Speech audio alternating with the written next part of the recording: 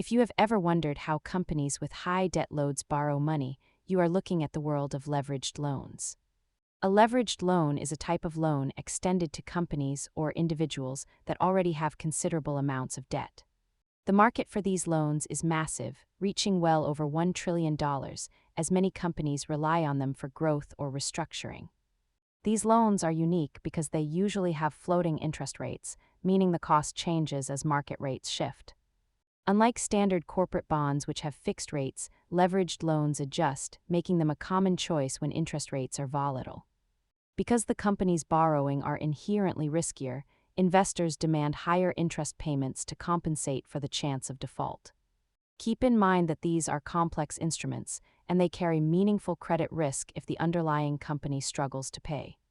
If this breakdown helped you understand the debt markets, subscribe for more money basics. See you in the next video.